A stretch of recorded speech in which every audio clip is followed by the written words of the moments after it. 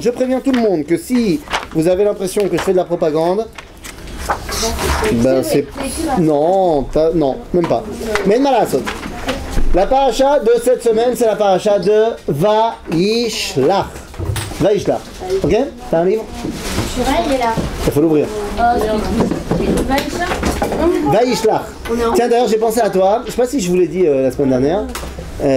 Mais vu que tu es une fan du Zohar, il y a une question, il y a une question, j'étais donné cours la semaine, enfin Shabbat là, dans une Keïla où il y a des Chabadnikim, et des Chabad, et il y a une question, il y a un mec qui m'a posé une question, il m'a dit comment ça se fait que Yaakov Avinu, il s'est marié avec 2 sœurs?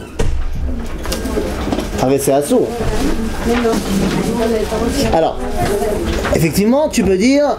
Alors, je lui ai fait une réponse en plusieurs étapes. Je lui ai dit, regarde, d'abord, on est avant le don de la Torah. Il m'a dit, oui, mais Rashi, il a dit que les Avot, ils faisaient la Torah bien qu'elle n'ait pas été donnée. Alors, je lui ai dit, Nachon, tu as raison. Donc, il va falloir trouver une autre raison. Alors, je lui ai dit, il m'a dit, ok, alors quoi? Alors, je lui ai dit, tu peux prendre l'explication du Ramban. Le Ramban, il a une explication très sioniste de pourquoi Yaakov il a marié 2 sœurs. Il dit pourquoi, et on l'a étudié ensemble. Il dit parce que qu'est-ce qui nous oblige aujourd'hui à faire les mitzvot en Chutz La'aretz? On a dit les rabbins. Les rabbins nous ont dit que bien qu'on n'aurait pas dû le faire, pour ne pas oublier comment on doit les faire quand on revient, alors on les fait quand même. Seulement Yaakov, lui, il n'a pas besoin de se rappeler au Kadosh. Donc le Ramban il dit, bah oui, il s'est marié avec 2 sœurs bien que ce soit interdit par la halakha, parce que c'était le Chutz La'aretz. Et quand il est rentré en Israël, bah une des sœurs est morte. Ah bah c'est pratique. Comme ça, il n'était pas en Israël marié avec 2 sœurs. Ça tombe bien, hein? Ok, donc ça c'est l'explication du Ramban. Je lui ai dit, mais il m'a dit, ouais, mais je le sens pas. Alors je lui ai dit, Tov, t'as l'explication du Zohar, peut-être que ça va plus te convaincre. Et le Zohar, il dit un truc très fou, il dit, alors évidemment, c'est pas à prendre au pshat, c'est le Zohar. Il dit, non, mais il n'y a pas de problème, en fait, Yaakov, il s'est pas marié avec 2 sœurs. Yaakov, il s'est marié avec Rachel, et Israël, il s'est marié avec Léa. On sait que Yaakov, maintenant, commence à avoir une double identité. Bon, maintenant, il y a l'explication de la halakha pure et simple. La halakha pure et simple dit que Rachel et Léa, c'était quoi leur religion à la base? Mais si, comme leur père. Ouais, comme leur père. Donc à savoir, idolâtre. Yaakov, lui, il est Oved Hashem. Donc qu'est-ce qu'il fait avant de se marier avec elle? Il les convertit. Ah bon, bah alors si elles sont converties, d'après la halakha, elles sont plus sœurs. Ah ouais, ça va bien. Ah bon? Ça enlève les liens familiaux. Donc techniquement, il est psalder, ça va. Alors après, je lui ai dit tout ça, il m'a dit ah ok. Je lui ai dit mais ça m'étonne quand même. Et c'était un vrai, hein. C'était un vrai avec la beubare, le chapeau, tout ce que tu veux, un vrai Chabad. Je lui ai dit ça m'étonne quand même que tu ne connaisses pas, à mon sens, celle qui est la meilleure explication, celle de Rabbi Lubavitch. Il a donné une explication pourquoi est-ce que Yaakov s'est marié avec 2 sœurs. Très belle explication, il y a une très belle sikha sur la parashat Vayetze, où il explique que en fait c'est Alpi Apshat qu'il était obligé de se marier avec 2 sœurs d'après la halakha. Parce qu'il avait promis à Lavan quelque chose, machin, en fonction de sa parole, il était obligé de le faire. Donc voilà. Tout ça pour dire que Yaakov s'est marié avec Rachel, et Israël s'est marié avec Léa, et on peut commencer maintenant. La semaine dernière, on a parlé de la parashat Vayetze, on a dit que c'était la paracha prototypique de la descente en exil. D'accord ? Vous vous rappelez ? Et donc, tout naturellement, la paracha de cette semaine, elle est fondamentale parce que si la semaine dernière c'était la descente en exil, cette semaine c'est quoi ? C'est la sortie de l'exil. C'est-à-dire que la paracha qu'on va lire maintenant, elle doit absolument se remettre dans le contexte de chaque sortie d'exil. Comprenez bien ce qui a marqué dans le traité de Megillah, dans le Talmud, dans le traité de Megillah à la page 14. Qu'est-ce qui a marqué là-bas ? Il y a marqué Nevoa sheutzrecha ledorot nirteva ve nevoa shelo utzrecha ledorot lo nirteva. Ce qui veut dire une prophétie qui sert les générations est écrite, une prophétie qui ne sert pas les générations, qui est uniquement temporaire, elle n'est pas mentionnée dans la Torah ou dans le Tanakh. Un truc qui est fou, c'est que, à votre avis, combien de prophètes on a eu dans le peuple juif ? 60, 10 ? Non. Je sais pas, t'avais pas l'air convaincu. Non, je suis pas sûre. 70 ? Mais on sait pas parce que. On sait pas ? Il y avait des prophètes. Bien, le Talmud il dit qu'on a eu Kiflaim Keyotse Mitzrayim. Wow. 2 fois plus de gens qui sont sortis d'Égypte. C'est-à-dire combien on est sortis d'Égypte ? 600 000. Donc ça veut dire qu'on a eu 1 200 000 prophètes dans l'histoire du peuple juif. C'est ouf. Seulement, on n'en parle pas de tous ces gens-là. Nachon, on n'en parle pas. Il y a plein de prophètes qui peut-être ont eu une seule fois dans leur vie une prophétie et qui étaient uniquement pour un endroit donné. Par exemple, vous connaissez peut-être la ville de Lachish. Non, c'est dans la Shvelat Yehuda, peut-être un jour on fera un tioul là-bas. On a retrouvé la ville antique de Lachish, une ville de l'époque du premier temple. Et on sait, d'après le Tanakh, que c'est une des villes qui a été assiégée par les Assyriens. Maintenant, on a retrouvé dans la ville de Lachish plein de morceaux d'argile qui servaient de lettres à l'époque. On écrivait sur de l'argile. On a trouvé plein de morceaux, on a pu reconstituer plein d'écrits. Par exemple, un écrit qui est envoyé à Chizkiyahu Melech Yehuda. Ok, parce qu'il y a on va dire une place forte à Lachish, et il y a l'armée assyrienne qui arrive, et il envoie un rapport au roi à Jérusalem. Et c'est super important, c'est très sympa ce qu'il dit, et on voit qu'il fait le décompte des réserves, le décompte des troupes, le moral des troupes, et à un moment donné, dans le rapport, il dit « Ve'anavi amar ta ta ta ta ta ta ». Ça fait partie du rapport, qu'est-ce que le Navi il dit? Maintenant, on ne connaît pas ce Navi. Tout ça pour dire qu'il y a plein de Nevi'im qui ont parlé, on ne sait pas ce qu'ils ont dit. Mais les Nevi'im qui ont été marqués dans la Torah, ça veut dire que leur prophétie a une importance pour nous, pour les générations. Ce qui veut dire que ce qu'on va étudier là maintenant, évidemment, se replace dans ce contexte-là. Très souvent, lorsqu'on étudie des trucs, on dit toute ressemblance avec un cas actuel serait purement fortuite et involontaire. Eh bien là, c'est pas le cas. Toute ressemblance avec un cas actuel est volontaire à fond. C'est-à-dire que ce qu'on vit aujourd'hui, forcément, est calqué sur ce que le prototype de la sortie d'exil nous donne dans la Torah. Adkan, on est bon? Ça va. Alors on peut y aller.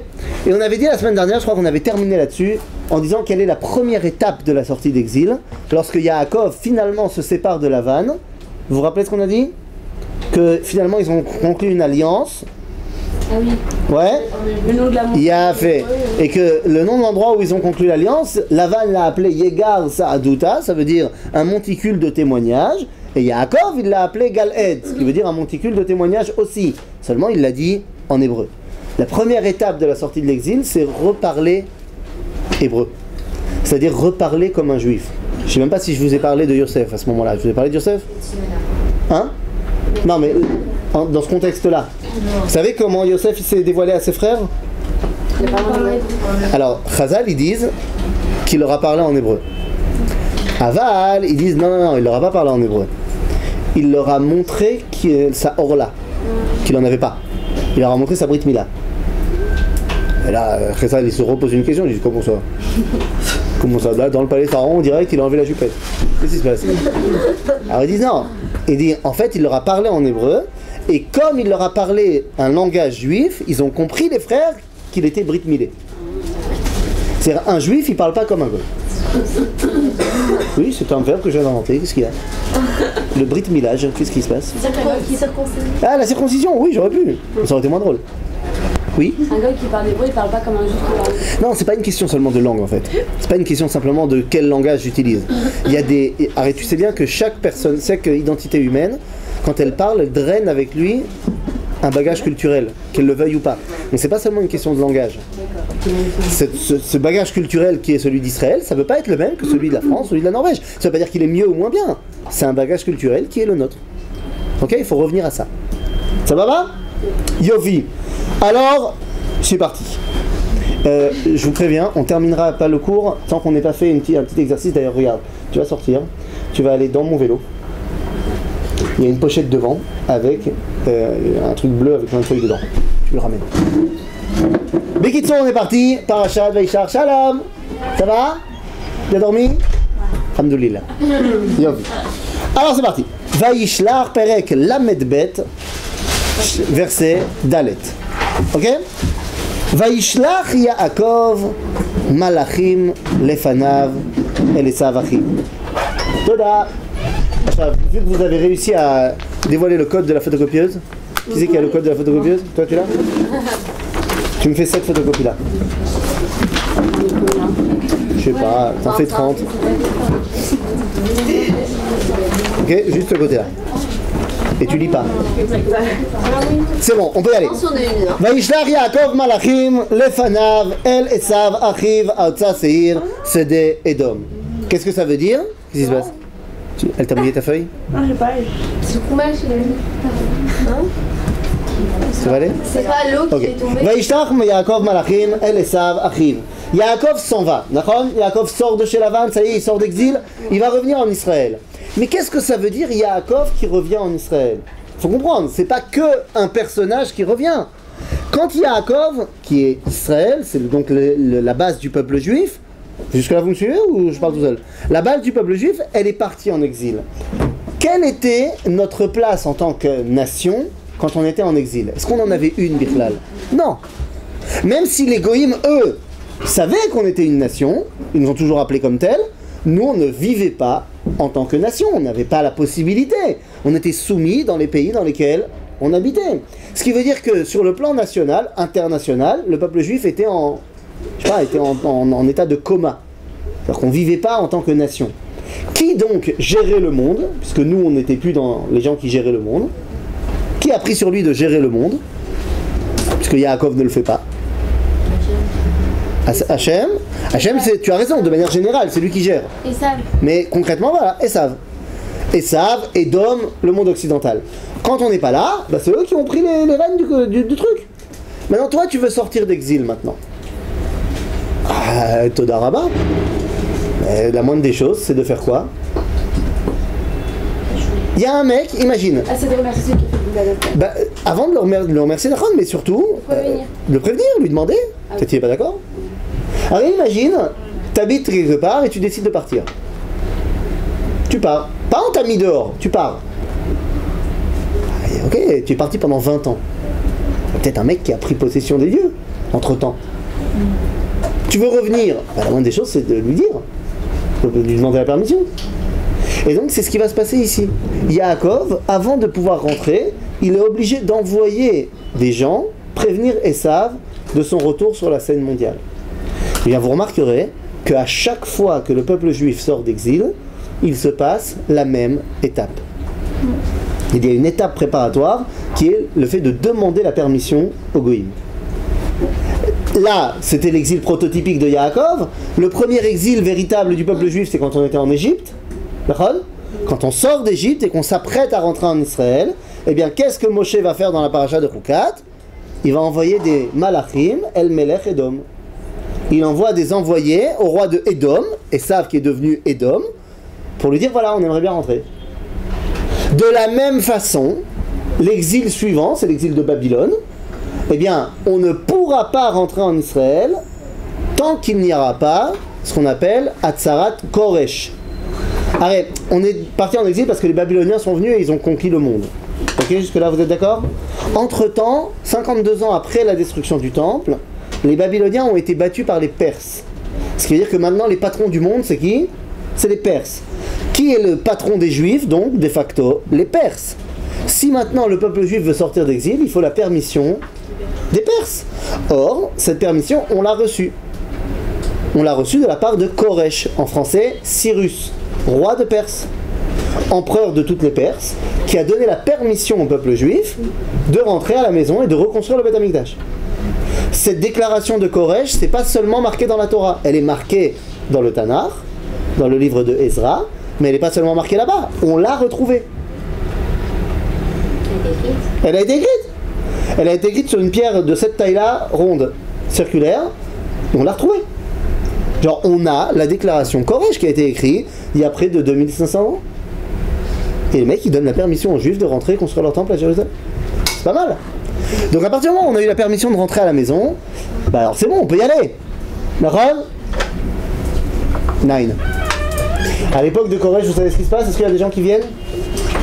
Vous savez, le roi des Goïm, il a dit, vous pouvez rentrer et construire le Beth Amikdash. Donc forcément, tu vas me dire, tous les Juifs, ils veulent rentrer. Bah non. Bah non. Personne ne vient.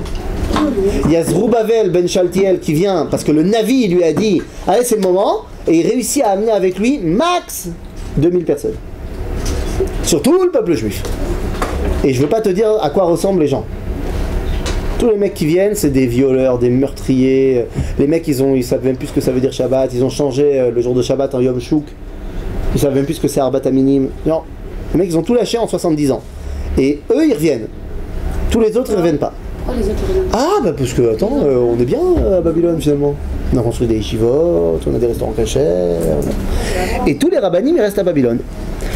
Juste après l'histoire de Koresh, hein? Pourquoi c'est des mauvais entre guillemets qui reviennent. Ah, parce qu'ils n'avaient plus rien à faire, c'est-à-dire, ils n'avaient rien là-bas. Donc les gens qui ont rien à un endroit, on leur dit, il y a un nouveau monde qui s'offre à toi. Et tu dis, bah, ok, j'ai rien à perdre. Mais tous les gens qui avaient un peu du kiff, que ce soit matériel ou spirituel d'ailleurs, ils se disent, attends, pas exagérer. Maintenant le problème c'est que juste après l'épisode de la déclaration Koresh, il y a un épisode moins sympa, Purim. Purim, on a failli tous se faire massacrer. Juste après Purim, il y a Ezra et Nehemia qui refont une deuxième tentative de ramener les gens en Israël, de reconstruire le deuxième temple. Là encore, ils réussissent à drainer avec eux quelques milliers de personnes. Les Juifs ne veulent pas sortir d'exil. Ça y est, 2000 ans, on a pleuré, on a pleuré, on a pleuré. Finalement, Dieu il nous a donné l'indépendance de l'État d'Israël, Elal, des avions. Les Juifs, ils ne veulent pas venir. Maintenant, attendez, ça va être beaucoup plus grave que ce qu'on dit. Koresh, donc il a donné la permission. Voilà. Si ce que je dis est vrai, qu'à chaque fois qu'on sort d'exil, on doit reproduire le même schéma, qu'est-ce qui se passe pour nous? Est-ce que dans notre sortie d'exil, parce que oui, on est sorti d'exil, Baruch Hashem, depuis maintenant près de 70 ans, depuis 69 ans, on est sorti d'exil. Alors, est-ce qu'il s'est passé le même schéma de les nations qui doivent nous donner la permission? Bah oui. C'est ce que je demande. Oui, tu dis oui? Quand? Qui? Que quoi? Alors, il a fait, tu dis l'ONU, mais viens, on va avant. Déjà avant, il y a fait mode. En 1917, il va y avoir ce qui s'appelle... Non. Ça, c'est l'ONU. Ça, c'est l'ONU. Ça, c'est l'ONU. Deux secondes. Les athlètes. D'abord, en 1917, vous vous rappelez qu'est-ce qui se passe en 1917? C'est la première guerre mondiale. Elle va opposer plein de forces, en l'occurrence l'Angleterre contre l'Empire ottoman. L'Empire ottoman sont alliés des Allemands. Maintenant, Israël appartient à l'Empire ottoman. L'Angleterre va battre l'Empire ottoman, va conquérir la Palestine. Avec le général Allenby qui rentre, c'est pour ça qu'il y a des rues Allenby à Tel Aviv et partout. Ok? Et lorsqu'ils arrivent, eh bien, le ministre des Affaires étrangères de Sa Majesté à l'époque, il s'appelle Lord Balfour. Et il va écrire une déclaration, la déclaration Balfour, dans laquelle il dit « L'Angleterre se voit favorable à l'établissement d'un foyer national juif en terre de Palestine. En d'autres termes, vous avez la permission de revenir vous installer ici. » Alors vous allez me dire « Ouais, mais l'Angleterre, c'est pas toutes les nations. » C'est vrai. C'est pour ça que 3 ans plus tard, en 1920, à San Remo, eh bien, la SDN, l'ancêtre de l'ONU, va ratifier la déclaration Balfour. Et ça va donner une réalité encore plus forte lorsque le 29 novembre 1947, l'ONU va voter la résolution de la création d'un État d'Israël. Ok? Donc ça veut dire que même dans notre génération, ça a marché. Mais le problème, c'est que si je suis arrivé à notre génération, et que j'ai évoqué Purim tout à l'heure, il faut évoquer aussi le danger. Ben oui. C'est quoi le danger? Le danger, c'est qu'il y a toujours un temps entre le moment où l'exil a pris fin, parce que les nations nous ont dit vous pouvez partir, et où concrètement il a pris fin. Et ce temps-là est très très très dangereux. Regardez ce qui se passe. Vayishlach Yaakov malachim lefanav el Esav achiv artsa seir sede Edom. Vayitzav otam lemor ko tomrun laadoni leEsav. Qu'est-ce qu'il faut dire à Esav? Ko amar avdecha Yaakov im Lavan garti. Regardez ce qui a marqué im Lavan garti. Regardez ce que dit Rashi. Vous avez Rashi? Vous l'avez ou pas? Vous avez un Rashi? Regardez ce qui a marqué dans Davar Acher, la deuxième explication de Rashi. Vous l'avez? On est où? Dans Rashi, dans le pasuk Hey, dans ce qui a marqué Davar Acher. Après, il y a le Rashi de Garti, et dans l'explication, il y a Davar Acher. Tu l'as? Alors, qu'est-ce qu'il y a marqué? Que Garti, c'est les mêmes lettres que Tariag. C'est pas les mêmes lettres, c'est la valeur numérique que Tariag. Kelomar, im lavan arasha Garti, ve Tariag mitzvot shamarti. J'ai gardé 113 mitzvot. Donc, Yaakov, il dit, tu diras à Esav que je suis resté juif pendant l'exil. Bah, j'ai gardé mon identité. Maintenant, au-delà de ça, moi j'ai envie d'aller plus loin. C'est que Yaakov, c'est un tzaddik. Le mec, il a réussi à faire Tariag mitzvot. Bon, c'est pas possible. C'est pas possible. Ouais. Parce qu'il y a des mitzvot qui sont pour les femmes, dans les 613. Mais Zélom Chané, il vient te dire quelque chose. Il vient te dire que moi, je suis plein de mitzvot, j'ai pas d'avérote. D'accord? Yaakov, il dit, je reviens vers toi, mais j'ai aucune avérote. Et c'est là qu'est le problème. Les filles, je suis obligé d'arriver avec le Talmud, dans le traité de Sanhedrin à la page 98. Parce que là-bas, on nous parle d'un des fondements du judaïsme. Un de ceux qui s'appellent les 13 articles de foi du Rambam, le 13e, il dit Fola Amin Bebiat HaMashiach. Ça fait partie des bases du judaïsme, d'admettre que le Mashiach il va venir. Yofi. Eh bien, sachez qu'il y a 3 rabbins, parmi les plus grands Amoraïm, donc des mecs de la Gemara, qui voulaient pas. Ils ont dit à propos du Mashiach Yete velo achmine. Ce qui veut dire qu'ils viennent, j'ai pas envie de le voir. Wow, ça arrive. Pourquoi Chacun, ils ont un problème avec le Mashiach. Ils ont un problème, genre une flip. Genre, ils ont un problème, pas genre. Non, ils ont peur. Ils ont peur de ce que va accompagner le Mashiach. Alors, il y en a un qui a peur de la chute spirituelle du peuple juif. On n'en parlera pas aujourd'hui. Il y en a un qui a peur du quoi ? Du problème palestinien. On n'en parlera pas non plus aujourd'hui. Mais il y en a un autre, un des 3, qui s'appelle Rabba. Lui, il a peur d'un autre problème. Il a dit Yete velo achmine. Qui vienne, je ne veux pas le voir. Pourquoi ? Parce que à l'époque du Mashiach, juste avant le Mashiach, il y a ce qu'on appelle Chevle Mashiach. Chevle Mashiach, ça veut dire les douleurs de l'enfantement du Mashiach. Et ce sont des douleurs qui doivent, d'après Rabba, dépasser tout ce qu'on peut imaginer. Ok ? Et donc, hein ? Le premier, il y en a un qui dit, il a peur de la chute spirituelle du peuple. Ensuite, le deuxième, c'est Rabba. Le troisième, c'est Rabbi Yochanan, il a peur du problème palestinien. Oui ? Il y a une signification pour avoir beaucoup de douleurs avant le Mashiach. Pourquoi on doit quoi ? Ah, pourquoi on doit avoir beaucoup de douleurs ? Oui, parce que Chavalim, c'est aussi un mot qui est utilisé, Bezrat Hashem Ishtabach Shemo, Inch'Allah, bientôt pour toi, lorsque tu auras un enfant. D'accord ? Eh bien, il y a ce qu'on appelle Chevle Leda, les douleurs de l'enfantement. Quand tu vas enfanter ton enfant, même si aujourd'hui, Baruch Hashem, il y a la péridurale, ma femme, elle avait 2 enfants qu'elle ne veut plus prendre la péridurale. Je lui ai dit, mais pourquoi tu fais ça ? Elle m'a dit, parce que je veux sentir ce qui est en train de m'arriver. Donc ma femme, elle a décidé consciemment de ne pas prendre la péridurale. Donc je peux te dire que les douleurs de l'enfantement, tu les sens. Maintenant, pourquoi elle a fait ça ? Parce que ma femme est dans le trip, faut être bari, faut être sain. Et donc faut manger bien, faut manger sain. Évidemment, ça ne se voit pas sur moi, mais faut manger bien, Je lui dis, tant que ça n'arrive pas dans mon assiette, tu fais ce que tu veux. Elle mange du quinoa, ma femme. Tu comprends le level ? Ok ?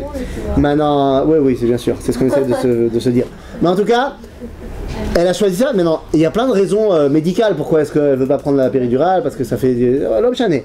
Le fait est que. Parce que c'est dans les vapes après la. Ouais, le fait est que il y a des douleurs de l'enfantement. Maintenant, il paraît que c'est des douleurs que. Enfin, moi, je n'ai jamais vécu, tu vois, mais il paraît que c'est très très dur. Maintenant, il y a un truc qui va sortir à la fin. C'est quelque chose d'énorme. Physiquement, je peux t'expliquer aussi pourquoi il y a des douleurs de malade. Il y a quand même un truc énorme qui va passer par toi. C'est normal qu'il y ait des douleurs.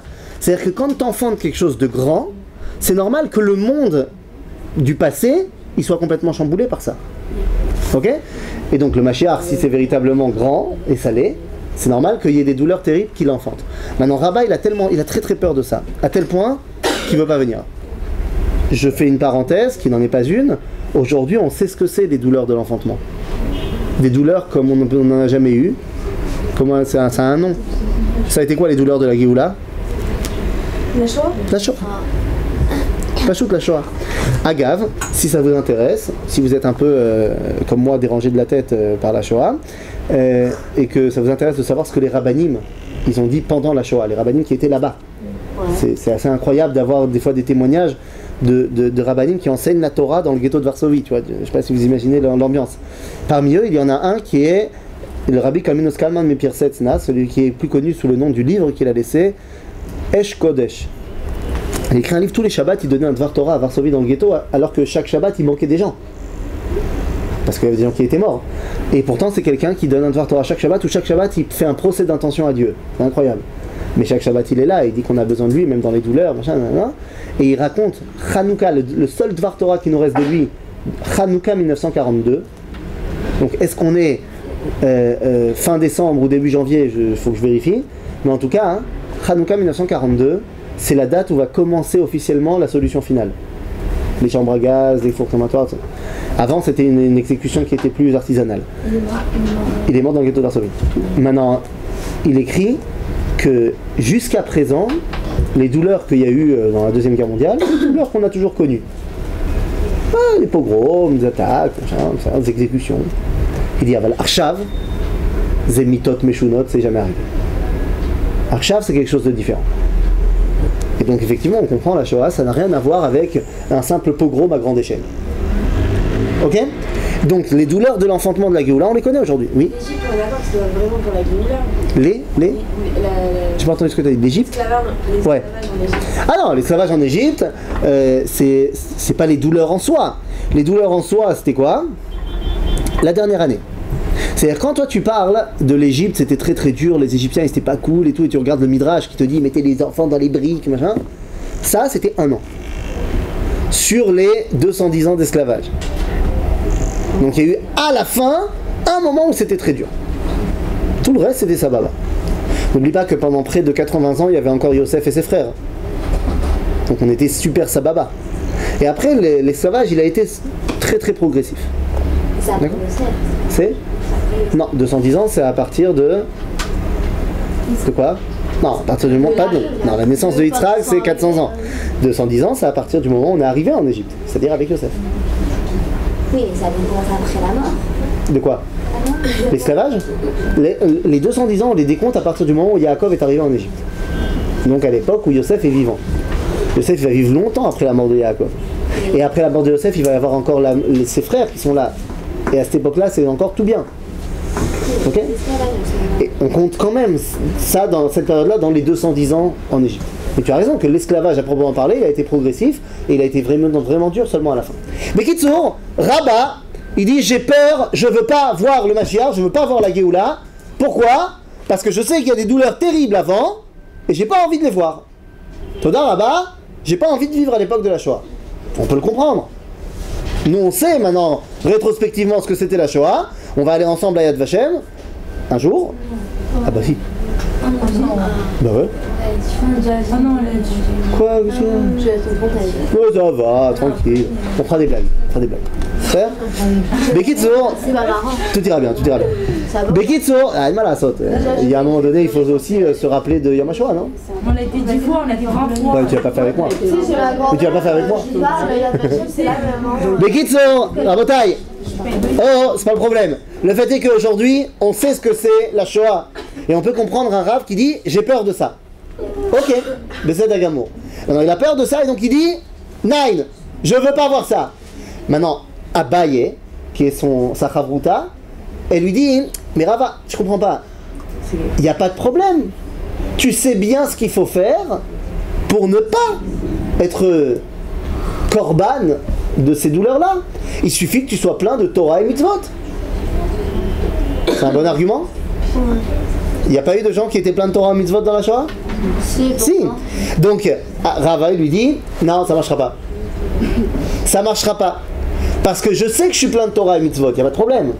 Mais j'ai peur que la faute soit plus importante et me fasse tomber dans la Shoah. J'ai bien dit la faute parce que je traduis littéralement de ce qui a marqué dans la Gemara. Il est marqué Shema Yigrom Achet.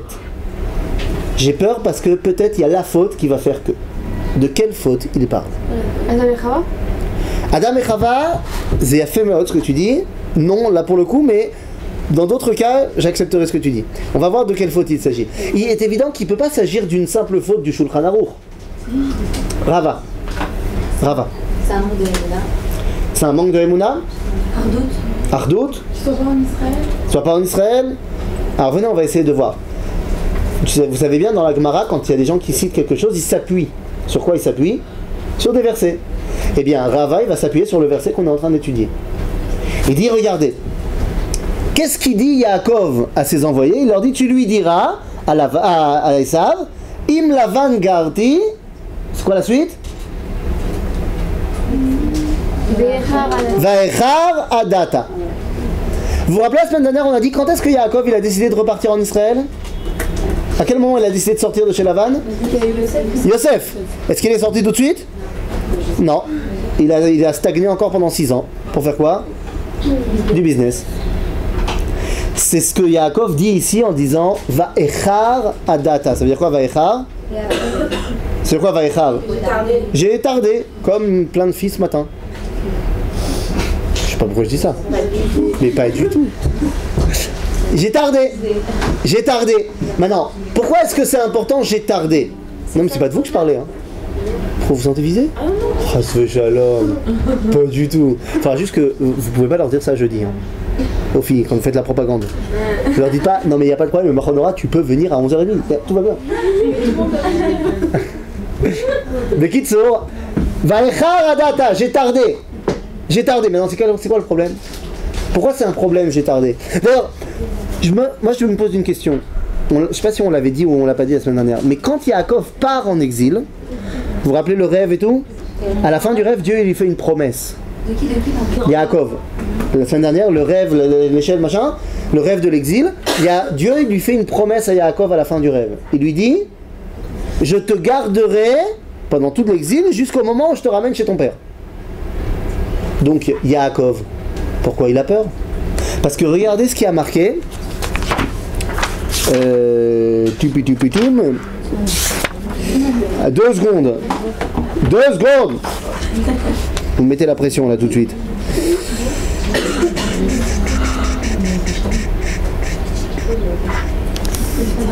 Il faut nous. Iné.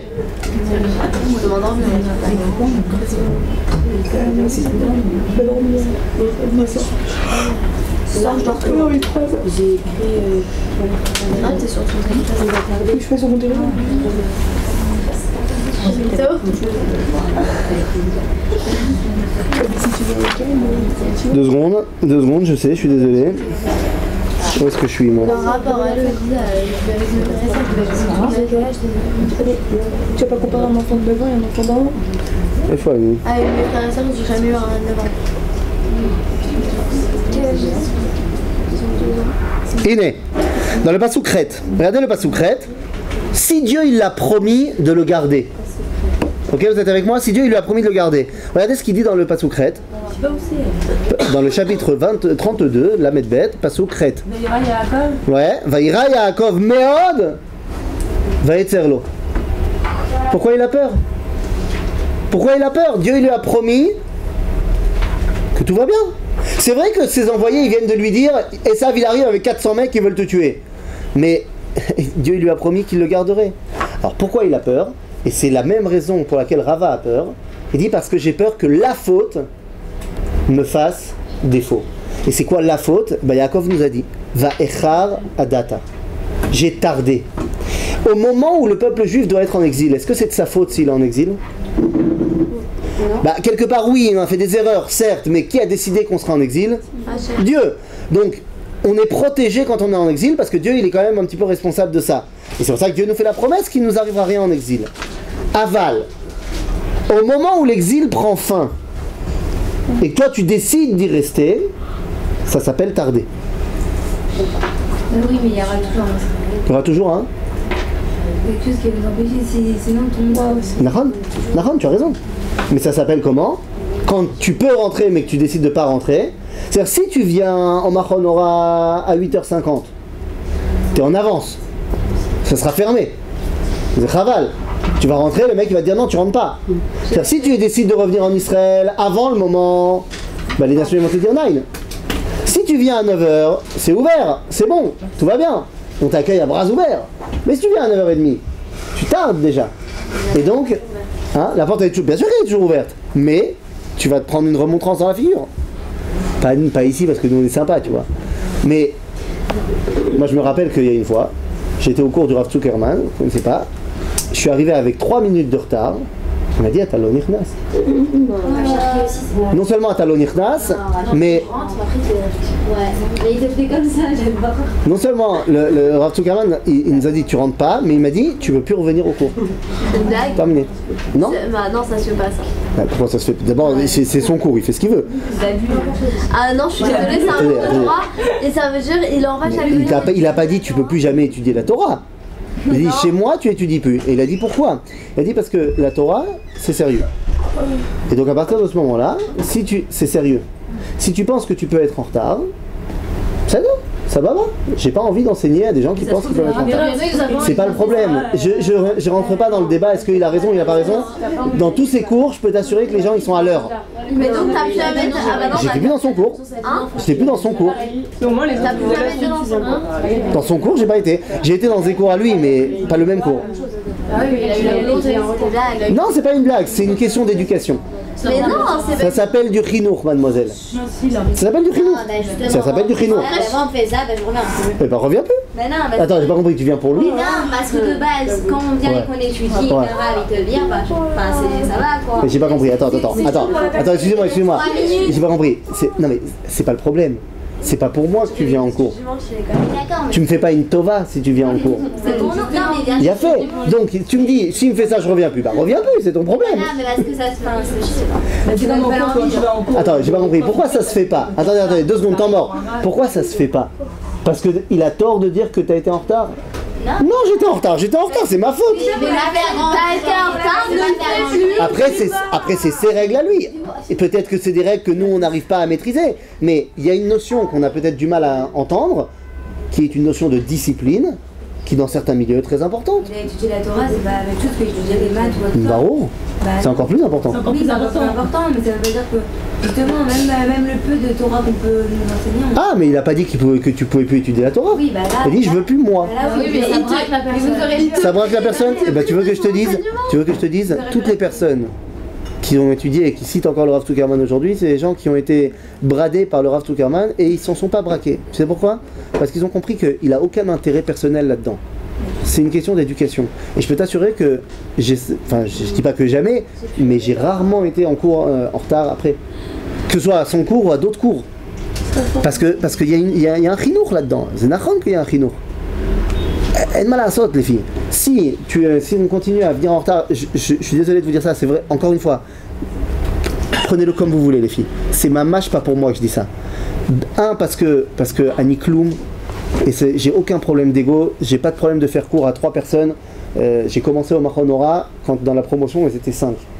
Et quand tu avais 2 personnes qui n'étaient pas là, tu avais la moitié de la classe qui n'était pas là. On faisait Besséder et on faisait cours et il n'y a aucun problème. Donc j'ai pas de problème, c'est pas pour moi que je dis ça, mettre. D'autant plus que ce matin, ça devait pas être moi. Donc c'est pas une question d'ego. Je vous dis simplement que pour les rabbinim qui viennent et qui essayent d'être à l'heure, ça se fait pas de pas être à l'heure. D'autant plus que 9h, c'est pas une horaire extrêmement tôt. Me la jouez pas à l'envers.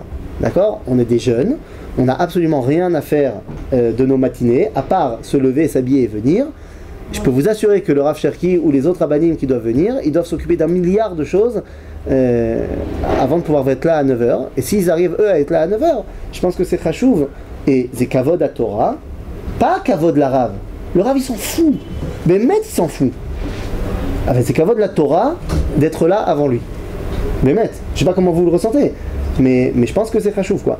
Et au Bémet, on a un problème dans notre génération qu'on essaie d'enlever tous ces trucs là. Moi, ma femme me racontait, elle enseigne dans une école à Keshet, elle enseigne pas la Torah, elle enseigne l'anglais. Mais je pense que ce soit la Torah ou pas la Torah, tu dois avoir un respect par rapport au professeur. C'est comme ça que moi j'ai été éduqué. Moi je me rappelle que quand je rentrais à l'école, dès que le prof il rentre, on se lève. Et j'ai jamais pris ça comme une hashpala, j'ai jamais pris ça comme quelque chose de on me fait me sentir moins que rien. Le prof il rentre, il va me donner un savoir. C'est la moindre des choses que je me lève devant lui. Il a le savoir, moi je ne l'ai pas, c'est une marque de respect. Et je vois pas en quoi c'est un problème. Ma femme elle a été éduquée comme ça aussi en Angleterre. À l'école, là où elle est, le Menaël, il lui a dit, viens dans mon bureau machin, il a dit, il paraît que tu demandes à tes élèves de se lever quand tu rentres dans la classe. Elle dit oui. Il dit bah tu arrêtes. Chez nous ça se fait pas. Je dis ça se fait pas. J'ai dit au Ménel, j'ai dit mais dis-moi, tu les as pris pour des bisounours ou quoi? Si tu leur apprends pas un minimum de respect, non ça doit venir autrement. J'ai dit mais ça viendra autrement aussi. Mais il y a aussi une question qui est importante. Donc je pense que c'est pas une question de Torah ou pas Torah, a fortiori avec la Torah. Je sais pas comment vous le voyez. Mais si on humilie une personne, ça sert à rien la Torah. Pourquoi humilier? Si par exemple une personne elle rentre, tu rentres pas, il y a manière et manière de le faire, évidemment. C'est pas je te mets la fiche, va te mettre au coin. Il y a manière et manière de faire, on est d'accord. Je dis pas, tu as raison, faut pas humilier la personne. Peut-être que en l'occurrence, il va rien te dire. À la fin du cours, il te dira bon voilà, je préfère que toi. C'est une baïa. Après chacun un truc. Un jour, je vais te dire, j'étais en cours du Rav Cherki et j'ai posé une question. Erreur fatale. J'ai posé une question qui, là, cette année, qui aux yeux du Rav était certainement une mauvaise question. Et il m'a dit, Anilo Onelecha. Je te réponds pas. Pourquoi? Parce que tu devrais avoir honte. Ça fait 12 ans que tu étudies chez moi, tu dois savoir un truc comme ça. C'était quoi la question? Laisse tomber, c'est pas le problème. Elle dit, tu vas savoir un truc comme ça. Non, c'est pas le problème. Toi, tu sais pas. Mais parce que moi, je devais le savoir. Agav, il avait raison. Je me suis creusé un petit peu la tête après le cours et j'ai trouvé la réponse. C'était juste de la fainéantise intellectuelle. Maintenant, après, comme les cours du Rav Shachri, c'est pas seulement que c'est filmé, comme nous. C'est également retransmis en direct sur internet et tu peux poser des questions en direct. Et il y a quelqu'un qui a posé une question, enfin qui a dit quelque chose dans l'écran, il a dit « Je trouve que vous avez été trop dur avec l'élève. » et le Rav il a dit « Tu vois, c'est ça tout le problème quand on étudie la Torah derrière l'écran. Parce que c'est quoi le problème?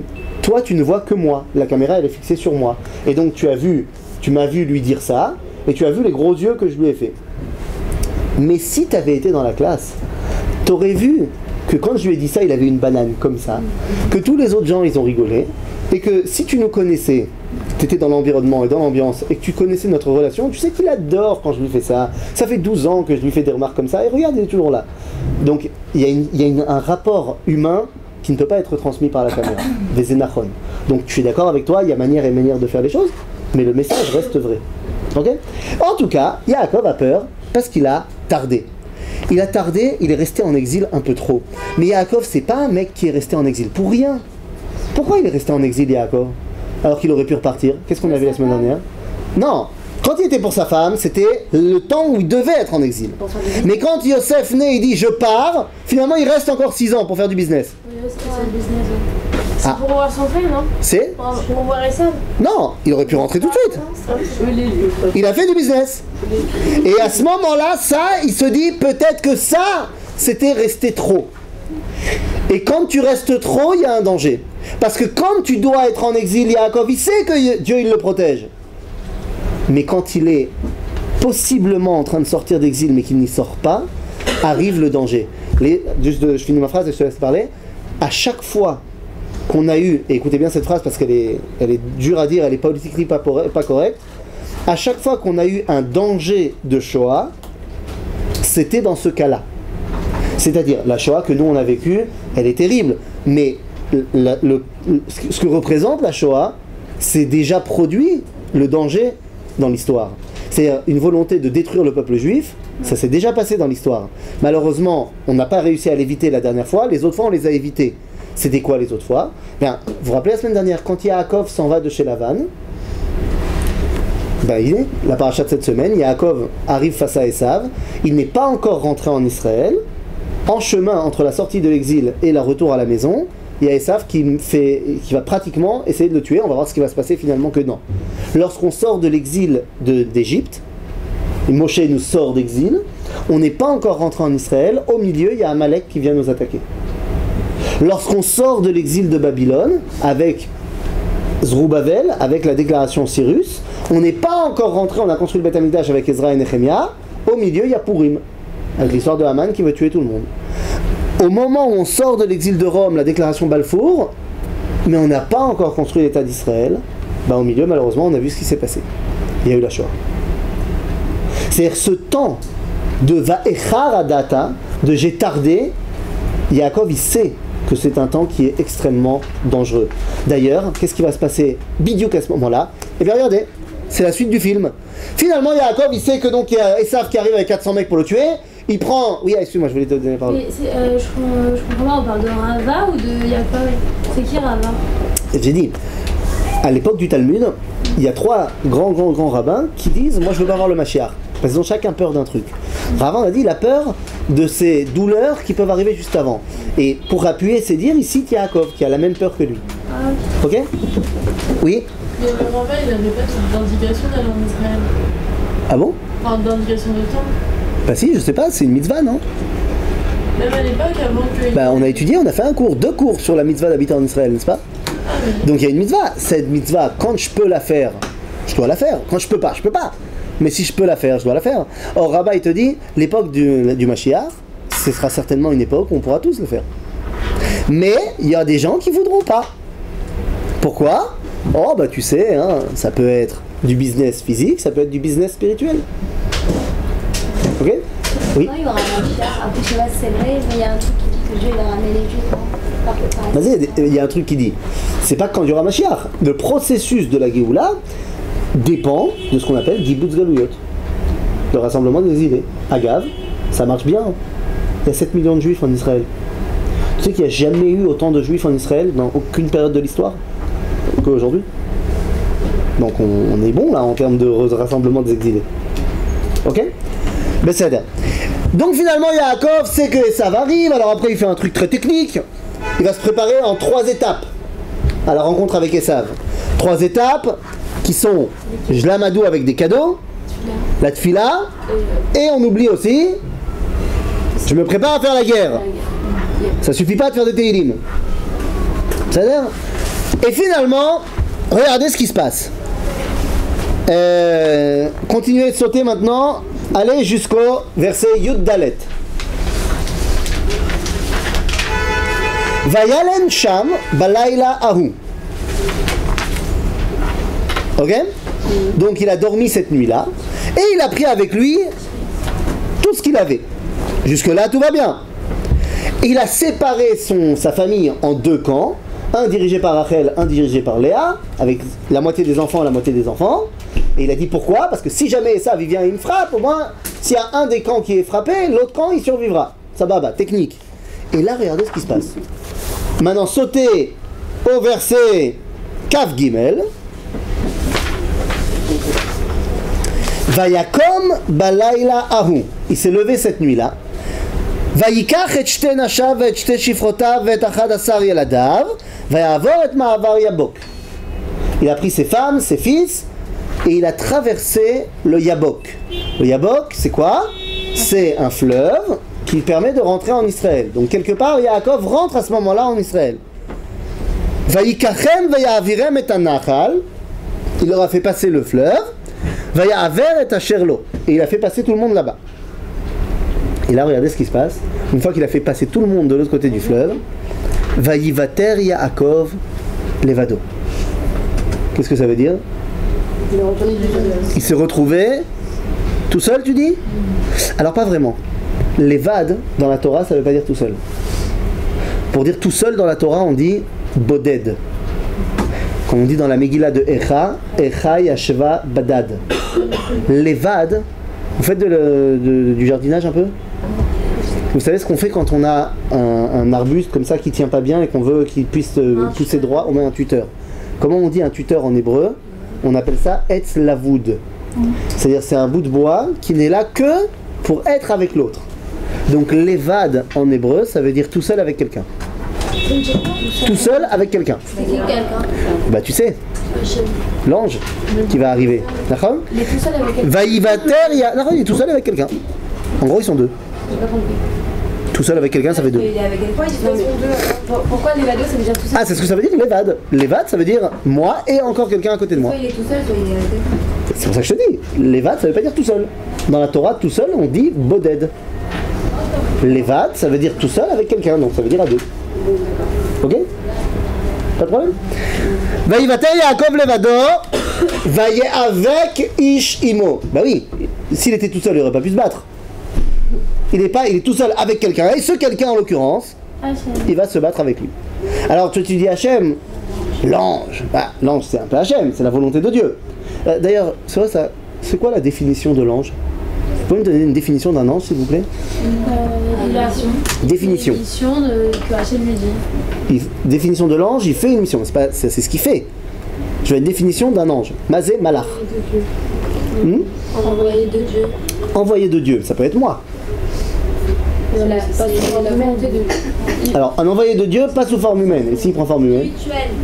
Spirituel. Et s'il prend forme humaine? Ah, qui connaît son but. Il a pas dit Sahara. Il n'a pas dit Sahara, il connaît son but. Alors, je vais vous donner moi une définition. Je ne dis pas qu'elles sont fausses, ce que vous avez dit. Je voudrais vous donner la mienne. Malach, c'est Retzon Hashem. Un ange, c'est une expression de la volonté du Créateur. Maintenant, il y a différentes sortes d'anges parce qu'il y a différentes volontés de Dieu. Par exemple, la volonté du Créateur de guérir, comment elle s'appelle? Raphaël. Ok, c'est la volonté de Dieu de guérir. La volonté de Dieu d'être puissant s'appelle Gavriel. Gibor El. Ok? Je sais pas moi, la volonté de Dieu d'allumer la lumière, c'est Oriel. D'amener la lumière dans le monde. Ok? Par exemple, la volonté de Dieu de créer des ordinateurs, c'est Intel. Ça marche aussi. Ah, ça marche! Non, ça marche pas? Top, ça veut dire. La volonté de Dieu. Donc là, ce qui est en train de se passer, Yaakov va se battre avec une expression de la volonté du Créateur.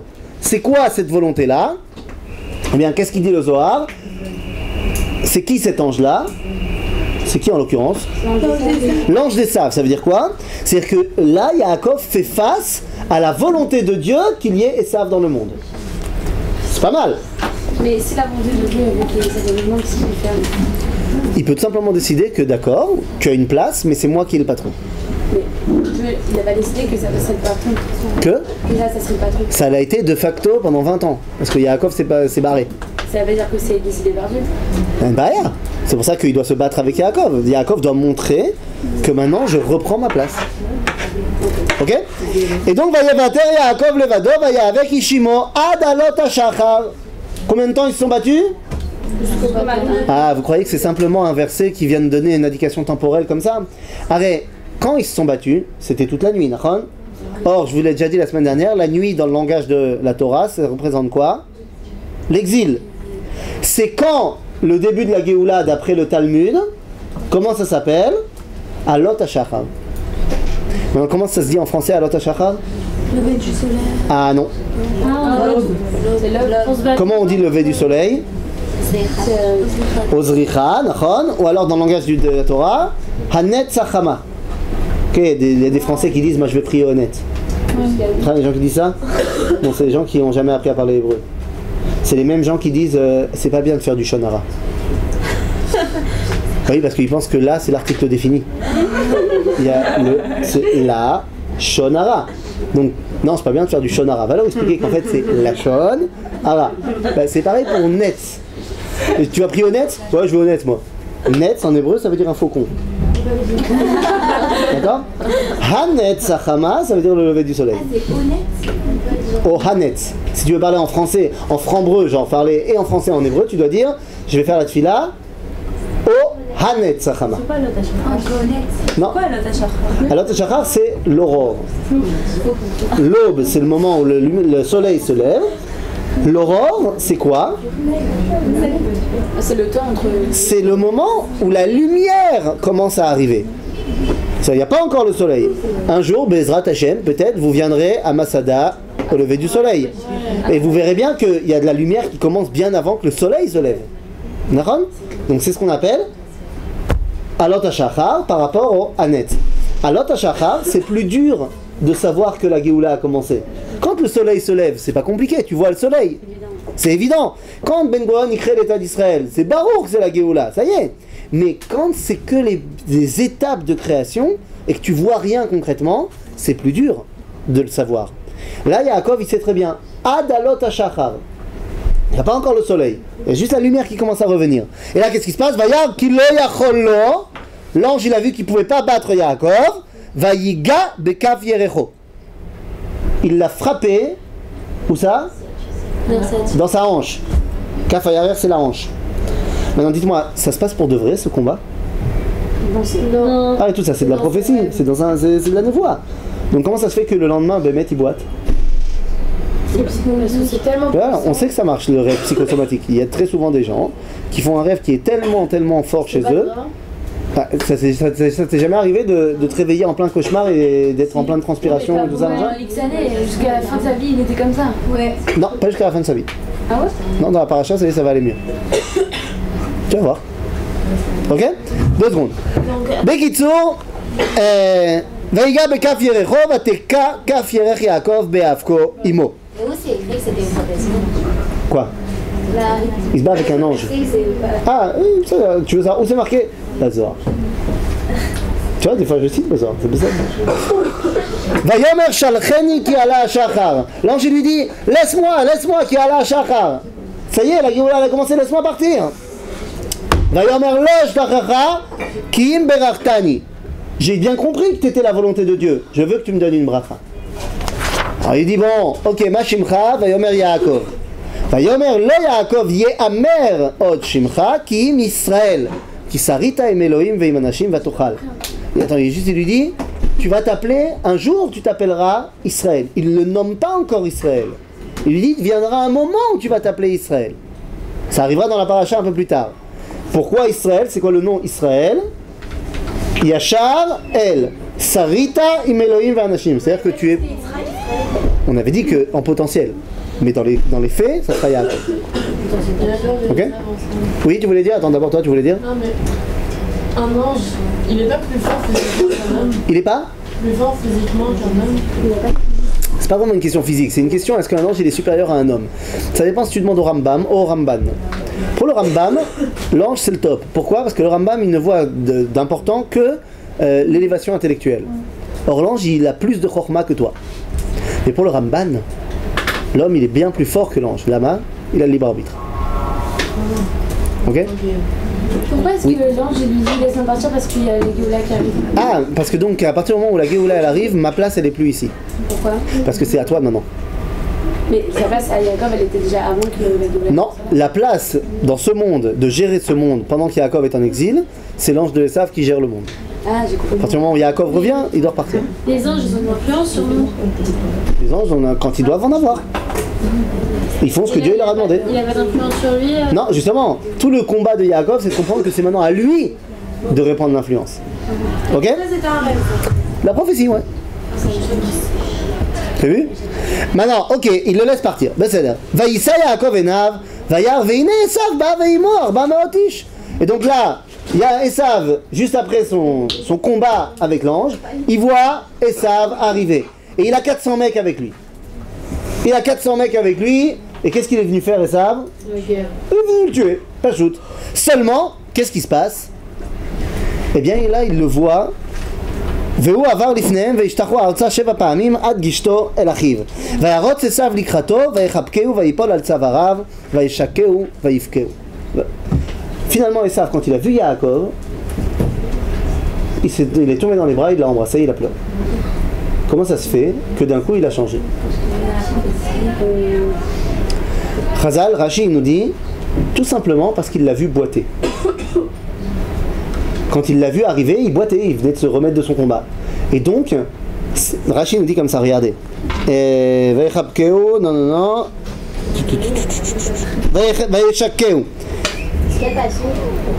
Le pasuk Dalet, mais regardez dans Rashi. Il y a marqué dans Rashi Amar Rabbi Shimon ben Yochai. Ok, vous l'avez? Amar Rabbi Shimon bar Yochai. Alacha i beyadoua she Esav sonne le Yaakov. De manière générale, Esav il n'aime pas Yaakov. Aval nichmeru rachamav beota sha'a unshako bechol libo. Il dit au moment où il l'a vu boiter, behemet, il a eu pitié de lui et il l'a embrassé de bon cœur. Les amis, il s'est passé exactement la même chose en 1947. Behemet, les nations en général, ils sont pas fans de nous. Mais en 1947, après la Shoah, Behemet, ils ont eu pitié et ils ont fait le vote des Nations Unies. Si ce vote il est passé aujourd'hui, je peux t'assurer que ça passerait pas. Ils ont fait du mal, eux, ils n'ont pas été pour. Hein. Quoi? Les nazis. Les nazis, ils avaient plus leur mot à dire. En 1947, l'Allemagne, c'est plus les nazis. Et l'Allemagne, elle a voté pour, en l'occurrence. Ok? On ne pouvait pas voter pour. Ouais, c'est un peu compliqué. Et là finalement, Esav il lui dit ok, Besséder, c'est qui tous ces gens-là? Yaakov lui dit c'est mes enfants, patata, patata. Et là Esav lui dit viens avec moi. Allez viens, on va ensemble aller à Seir. Et Yaakov lui dit non, je viens pas encore avec toi, c'est pas encore le moment que toi et moi on s'unisse. Viendra un temps, Bezrat Hashem la Atid Lavo, où on s'unira. C'est ce qu'on dit dans la Tfila. dit Qu'il Adonai Amelucha ou Moshe Bagoim Ve'alu Moshim Be'ar Tzion Lishpot et Har Esav. Ça viendra un temps où Har Tzion et Har Esav ça sera ensemble, mais pas encore. Pour l'instant, toi tu rentres là-bas et moi je vais chez moi. Et là, c'est dans la fila de tous les jours. C'est quand c'est de la juste avant la session Moshe. Et à ce moment-là, non, juste après, j'ai eu un bug là. Et juste à ce moment-là, Yaakov, ça y est, il peut rentrer en Israël. Whoopidou, il rentre en Israël, il est content. Seulement, où est-ce qu'il doit rentrer maintenant? Où est-ce qu'il doit aller? Jérusalem. Non, pas à Jérusalem. Il a promis qu'il devait revenir où? Chez papa. Chez papa. Bah, il est parti de chez papa. Il doit rentrer chez papa. Il est pas mort encore, Yitzhak. Ah non, il a attendu 20 ans, mais il est pas mort. Maintenant, où est-ce qu'ils habitent, Yitzhak et Rivka? Ils habitent là. C'est quoi? Hebron. Ah bon? Ils habitent à Hebron. Ouais. Ok? Ils habitent là. Des fois, ils se baladent à Beersheba. Mais sinon, ils habitent à Hebron. Yaakov, nous, on est là, à Jérusalem. Ah, c'est à côté. C'est à 60 km. Maintenant, on est à Hebron, il doit aller à Hebron. Maintenant, où il est à ce moment-là? On a dit qu'il a passé Mahavar Yabok. Il a traversé le Jourdain de Mahavar Yabok, c'est-à-dire à peu près là. Ok? Mais il est à pied. Il est à pied, ça y est, c'est pas grave ça. Bah, pour arriver jusqu'à Hebron, il y avait Il a marché 2 jours. C'est pas la folie. Ouais, c'est pas la folie. Maintenant, si j'arrive par là, et je dois aller à Hebron, je dois aller où? en bas. Donc plein sud. Ouais. On est d'accord? Lui, il va monter. Et lui, il va plein nord. Où est-ce qu'il va? Regardez. Inès, c'est parti. Prenez maintenant.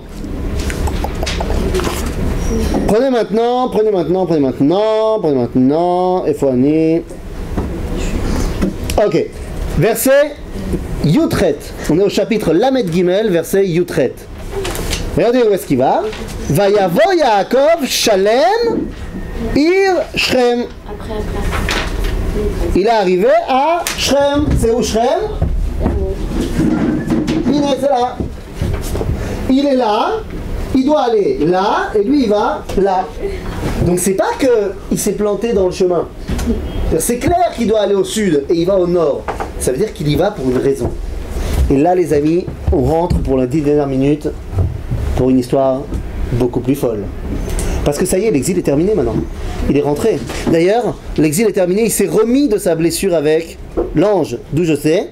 Et à ce qui a marqué, Vayavo Yaakov Shalem. Mazé Shalem. Mazé entier. Regarde ce que dit Rashi. Shalem begoufo, shenitrape mitzalaato. C'est-à-dire qu'il a été, ça y est, il s'est remis. Ok? Et il arrive à Shrem. Maintenant va s'ouvrir une autre page de l'histoire juive. Si jusqu'à présent on était en exil, eh bien maintenant la page Israël s'ouvre. Et pourquoi il va à Shalem? Pourquoi il va à Shrem? Ben on a dit, c'est une volonté, c'est pas qu'il s'est planté dans le chemin. Il va plein nord alors qu'il devrait aller plein sud, c'est pas un détour. Il va là-bas parce qu'il va chercher quelque chose. Vous vous rappelez qu'on a dit la semaine dernière, Yaakov il a un problème, c'est qu'il a 12 fils, enfin pour l'instant il en a 11. Et il a aussi quoi? Une fille. Une fille. Il va chercher un Il faut la marier. Et donc il va chercher un mari pour Dina. Pourquoi il va là? Oh, là tu poses une bonne question. Pourquoi il va là-bas? À qui il aurait dû la donner? Ce qu'on n'a pas dit il y a 2 secondes, c'est que quand Esav il arrive, il la planque dans une boîte. C'est une Pas cool. chez eux. Pas cool, pas cool. C'est peut-être la même boîte d'ailleurs. Parce qu'il s'est dit, je veux pas la donner à Esav. Bon, on peut peut-être comprendre, hein? D'ailleurs, on a puni pour ça, non? Non, Khazal dit c'est pas bien ce que t'as fait. T'aurais dû. Oui, mais on dit que c'est pour ça que Tina, elle s'est fait tuer. Non, non, ça serait pas arrivé si tu l'avais donné à Esav. Maintenant, lui, il voulait pas la donner à Esav. Esav avait à ce moment-là 98 ans. Dina en avait 7. Ah ouais. Esav à ce moment-là avait 98 ans. Esav, non? Non, Léa. Léa. Bon, maintenant elle est mariée avec Yaakov, voilà ça. Oui, Okay. Donc si déjà, donne-lui Dina. Non, il ne l'a pas donné. Et donc là maintenant il va chercher un autre mari à Dina. Si c'est pas Esav, alors ça sera qui? Eh bien ça sera Shrem. Parce que c'est qui les gens de Shrem? Vous vous rappelez peut-être pas, hein, mais il y a longtemps, on avait étudié la paracha de Lech Lecha. Et on avait dit que finalement Abraham avait désobéi à Dieu et il avait pris avec lui tous ses potes. Et où est-ce qu'ils avaient été? Ils avaient été à Shrem construire la ville de Shrem. Et après, ils les avaient laissés là-bas. Ça veut dire que les habitants de Shrem, ce sont les premiers élèves d'Abraham. Les derniers descendants, si tu veux, de l'idéologie d'Abraham sont à Shrem. Et c'est pour ça qu'il va là-bas. Et là-bas, il va tomber sur le roi de la ville. Et là, Qu'est-ce qu'il lui fait? Eh bien, d'après Chazal, la première chose qu'il fait quand il arrive à Shrem, il leur apprend 3 choses. Intéressant. Yaakov, il apprend à Shrem, Ben Hamor, et à Hamor, à Shechem, à la ville, il leur apprend 3 choses. Il leur dit, il faut mettre en place une monnaie. Deuxièmement, il faut que vous fassiez des bains publics. Et troisièmement, il faut que vous créiez des marchés. Alors, pourquoi il lui dit ça? Eh bien, ce sont les 3 étapes par lesquelles, dans la halakha, on se marie. Qu'est-ce qu'il faut? Il faut 3 choses pour qu'une mariée, elle soit véritablement mariée. D'abord, il faut la tabaat, la bague, donc l'argent. Ok, tu dis sous la choupa, areat mekudeshet li betabaadzo. Ok. Le deuxième étape, c'est bien gentil d'avoir la tabaat, mais d'abord, il faut que la femme, elle ait été d'abord au mikvé. Et enfin, qu'est-ce qu'on lit sous la choupa? La ktuba, qui n'a de valeur que parce qu'il y a un processus commercial. Donc le marché. La ktuba, elle n'a de valeur que parce qu'elle a la valeur du chouk. Ok? La ktuba, c'est une valeur comme marchande. C'est combien je vais payer si jamais je défais mon mariage. C'est la somme que je vais donner. C'est une blague? Non, c'est pas la blague. Ça s'appelle un contrat de mariage. Je comprends pas ce que. Quoi? Et ça existe dans toutes les cultures. Il y a des millions d'euros dessus. Hein. Tu mets ce que tu veux dessus. Ah, c'est non, mais il n'y a pas écrit non, c'est le mec. Quel mec? C'est sûr que c'est. Le mec avec qui tu vas te marier. Ah, mon mari, ok. Il va marquer combien tu vaux à ses yeux. C'est affreux. C'est affreux. Ouais, mais je vous rassure, de toute façon, plus personne ne donne la ktuba aujourd'hui. Dans aucun cas de figure, la ktuba, elle est réalisée. Vous en faites pas. Bah, c'est quoi le. Alors là, c'est pour faire patienter le public. C'est pour faire, si tu veux, vraiment, c'est pour faire patienter. Non, c'est pour faire la séparation. Non, pratiquement, c'est pour faire la séparation entre les fiançailles et le mariage. Les fiançailles, c'était la première bracha qu'on a lue avant, la ktuba. Le mariage, c'est les siva brachot après. Entre les deux, on lit la ktuba. Mais concrètement, ça marche plus aujourd'hui. Pourquoi? Parce que si il y a un arrangement à l'amiable entre les gens qui veulent divorcer, c'est-à-dire qu'en général, il me va terrer à la ktuba. Elle accepte de ne pas reprendre la ktuba. Et si jamais elle veut se battre pour faire en kikiner l'autre, alors, parce que comment ça marche aujourd'hui? Comment ça? Non, comment ça? Rien à voir. Non, la ktuba, c'est un acte commercial. C'est, je me suis marié avec toi et j'ai dit voilà, je m'engage, si jamais on divorce, de te donner 100 000 shekels. Voilà. T'es d'accord avec ça? Oui, je suis d'accord avec ça. Mais c'est pas possible que quelqu'un mette 1 shekel. Non. Il y a une somme minimale. Mais il y a plein de gens qui mettent des milliards. En général, on met une somme guionite, quoi, possible. Maintenant, tu dis voilà, je donne 100 000 shekels si jamais on doit divorcer. Maintenant arrive le jour où chas v'shalom, les gens ils veulent divorcer. Alors comment ça marche? Le mec il dit je veux divorcer. Je dis je suis prêt à te donner le get à la condition que toi tu sois mevateret à la ktuba. C'est-à-dire que toi tu dis je veux pas prendre ma ktuba. Donc comme ça le mec il est bon. Ou alors la fille elle dit moi je veux divorcer mais j'accepte le get à la seule condition que en fait tu me donnes plus que la ktuba. Ah ouais, d'accord. Et après c'est ce qu'on appelle le bet mishpat. Mais attendez, on la garde quand même, on la détruit pas. Là. Ah, tu fais ce que tu veux avec le papier. Non, parce que tout le temps, après dans les papiers et tout, on en a tout. Oui, oui, après, pour l'acte de judaïté, machin, non. Mais bon, t'en fais pas, la ktuba elle est à la rabbanout de toute façon. Même si toi t'as plus ton. Il y a le rabbin il signe deux papiers sous la rouba. Un que tu vas garder, que tu vas donner à ta mère, et un que tu donnes qui rentre dans les registres de rabbanout qui est mis sur ordinateur. Donc si on a perdu, toi tu t'es marié, si tu es marié en Israël, il n'y a pas de problème. Enfin, si personne n'a date, c'est pas grave. En Israël, il n'y a pas de problème. Non, parce que c'est organisé, il y a la rabbanout, machin. Quand tu vas te marier en Ukraine du Nord, je sais pas à quel point c'est organisé, quoi. Ok? Bekitsour, et là, qu'est-ce qui se passe? Eh bien voilà les filles, c'est parti. Vatetse Dina Bat Yaakov, chapitre Lamed Dalet. Vatetse Dina Bat Yaakov, Bat Léa, Slicha, j'ai dit n'importe quoi. Vatetse Dina Bat Léa, justement Bat Léa et non pas Bat Yaakov, de la même façon que Léa était sortie à la rencontre de Yaakov pour lui dire j'ai échangé mon tour de tente avec Rachel, tu dors avec moi ce soir. C'était l'histoire des Doudaïm quand ils avaient échangé. Donc pareil, Vatetse Dina Bat Léa. Rashi nous dit elle ressemble à sa mère. Iyotset. C'est une meuf qui sort à la rencontre des autres. Et elle est sortie, Lirod Bivnot Haaretz. Elle a trouvé des copines. Sympa. Et là, Vayar ota Shrem ben Hamor, Achivi nesi haaretz, Vayikach ota, Vayishkav ota, Vayanea. En gros, qu'est-ce qu'il a fait? Il l'a violée. Bien ou pas bien? Pas bien. Bah, pas bien, Nahon. Comment on gère un cas comme ça? Ok, elle s'est fait violer. On fait quoi maintenant? Dina, elle est sortie à Shrem, voir un petit peu ce qui se passe là-bas. Là-bas, le prince de la ville, Shrem, il l'a vu, il l'a kiffé, il l'a violé. Ah, ok. Qu'est-ce qu'on fait maintenant? Dina, la fille de Yaakov. Dina, la fille de Yaakov. On fait quoi maintenant? Elle se marie avec lui. Donc toi, tu dis. Elle dose avec lui. Toi, tu dis une meuf qui se fait violer, elle doit se marier avec son violeur. parce qu'elle a été. Vous avez raison. D'après la halakha, chez les juifs, entre nous, c'est comme ça que ça marche. Ça t'a énervé parce que, évidemment. Non. Maintenant, elle a le droit quand même de refuser. Seulement, on avait dit qu'à l'époque, elle refusera pas. Elle refusera pas parce qu'à l'époque, malheureusement, une fille qui était plus vierge, elle valait plus rien. Baruch Hashem, aujourd'hui, les choses ont évolué. Donc elle refusera aujourd'hui. Voilà. Quoi qu'il en soit, finalement, comment Yaakov va réagir? Sa fille vient d'être violée. Donc vous vous rappellerez pas. Il la donne. Comment on fait? Eh bien, Yaakov, il va essayer de faire le même truc. Qu'est-ce qui se passe? Vatidbak nafsho bedina bat Yaakov, vayehav et haneara, vayedaber al lev haneara. Finalement, il l'a kiffé. Il dit, je veux vraiment me marier avec elle. Vayomer Shrem el Hamor avi le mort, kach li et hayalda azot leisha. Je veux me marier avec elle. Et là, Yaakov shama ki timme et dina bito. Yaakov, il a appris que on a rendu impure sa fille.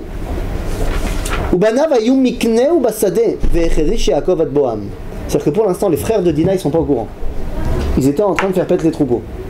Et Yaakov, il a attendu qu'ils reviennent. De là, de ce verset, on comprend qu'il y a un truc qui est en train de se passer. Qui est en train de prendre les rênes de la famille? Les frères, les fils. On va voir ce qui se passe. Finalement, le papa, il va parler avec le papa. ובני יעקב באו מן השדה כשומעם ויתייצבו האנשים ויחר להם מאוד כי נבלה עשה בישראל לשכב את בת יעקב. Les amis, qu'est-ce qu'il a entendu Yaakov? ויעקב שמע, regardez le verset Hey. ויעקב שמע quoi? כי טימא את דינה ביתו. C'est-à-dire que quel est le statut de Dina? La fille de qui? Yaakov. Qu'est-ce que les frères ils disent? Regardez le verset maintenant. Chet. C'est là le verset Zayn, c'est là. Ou Bene Yaakov, Baou Minasade, Keshom'am. Quand ils ont entendu ce qui s'est passé, ils sont revenus. Vaïtiatsevu Anashim, Vaïchar Laem, Meod. Ils étaient dégoûtés à mort. Pourquoi? Regardez ce qu'il y a marqué. Kinevala Asa. Vous l'avez ou pas? Israël. Nishkav et Bat Yaakov. C'est-à-dire que pour Yaakov, c'est un problème personnel. C'est ma fille qui a été violée, bon bah on va régler ça entre nous. Mais les fils de Yaakov, ils voient ça d'un autre œil. Pour eux, c'est un problème quoi? National. Ils se voient comme étant déjà devenus, c'est où là l'Israël. Et donc en tant que tel, si on porte atteinte à la fille de Yaakov, on a porté atteinte à qui en fait? À la fille du roi. Donc c'est plus un problème perso, c'est un problème national. C'est les fils, ça? Les fils, ils disent ça. Donc il y a une marloquette entre Yaakov et ses fils. Yaakov ne se voit pas encore comme un Israël. Ses fils se voient comme un Israël. Qui a raison? Les fils. Ben, concrètement, Yaakov, il en manque un pour être un Israël. Il manque Binyamin. Il n'est pas encore né. Okay, mais ils sont déjà en Eretz Israël, donc ils commencent déjà à comporter comme ça. Et donc qu'est-ce qu'ils vont faire? Et ben alors là c'est parti, Shimon et Lévi ils sont chauds. Shimon et Lévi ils sont chauds les mecs. Shimon et Lévi ils disent oh, vous savez quoi, voulez-vous marier avec nous? Pas de problème. Faut se brit miler. Ah, et Malasot, c'est comme ça. C'est comme ça chez nous. Donc les mecs ils se disent ok ça vaut le coup. Et là, vous connaissez l'histoire, tout le monde se brit mille. Se brit mille. Et le troisième jour, le moment où ça fait mal, eh bien, Shimon et Lévi viennent et ils massacrent tout le monde. Cool ou pas cool? Ah non, pas cool. Pourquoi pas cool? Ils les ont trahis. Ils les ont trahis. Ils leur ont pas dit qu'ils n'allaient pas les tuer. Ah, mais, ils ont fait un stratagème. Non, Maintenant ça se fait pas, tu dis. Ouais, mais ça se fait de violer la fille du roi? Non, c'est ok, mais il y a une personne qui a violé pas tout le peuple. Hein. Ah, donc il fallait pas tuer tout le monde. Bah non. Seulement le problème, c'est que d'après la halakha, les gens de Shrem, ils doivent respecter quelle loi? Sheva mitzvot, Bnei Noach. Or, d'après la halakha, les Sheva mitzvot Bnei Noach, si tu les respectes pas, tu es passif de mort. Or, c'est quoi la 7e mitzvah? Faire des tribunaux pour juger les autres. Lorsque Shrem ben Hamor viole Dina, qu'auraient dû faire les gens de Shrem? Juger Shrem. Tout le monde a été au courant. Mais comment ça se fait que Parce que c'est le prince. Et puis, d'un autre côté, on a aussi tendance à penser que la ville de Shrem, c'est New York. Venez, on redescend un peu sur terre. S'il y avait 150 personnes dans la ville, c'est beaucoup. C'est-à-dire, donc très vite, tout le monde est au courant. C'est des chamoulottes, c'est des tribus qui vivent ensemble. Donc tout le monde sait tout ce qui se passe chez tout le monde. C'est-à-dire, d'autant plus quand c'est le roi qui a fait ça. Et d'autant plus quand tout le monde est au courant, évidemment, puisque le père, le roi de la ville, vient dire à tout le monde, venez, on se marie avec eux, machin, on fait la Brit Mila. Donc c'est de notoriété publique maintenant. Donc finalement, ils ne l'ont pas jugé, donc d'après la halakha, ils sont passibles de mort, tous. Shimon et Lévi, ils viennent et ils vont tous les tuer. Est-ce que ça va faire plaisir à Yaakov? Bah non. Regardez ce que dit Yaakov. Non, t'as raison. Il aime pas, mais pour une raison. C'est quoi son problème à Yaakov? Eh bien, regardez. Ils l'ont pas demandé. Non, pas qu'ils l'ont pas demandé. Sautez 2 secondes. Sautez au verset. Au verset. Au verset. Nous. Iné. Au verset Lamed. Verset Lamed. Sautez au verset Lamed. Vayomer Yaakov. Lamed. Vayomer Yaakov el Shimon vel Levi. Qu'est-ce qu'il leur dit? Achartem oti leavisheni beyoshev haaretz בכנעני ובפריזי ואני מתי מספר ונאספו עליי והיכוני ונשמדתי אני וביתי. C'est quoi le problème de Yaakov? Il lui dit, mais qu'est-ce que vous avez fait les gars? Mais vous êtes fous!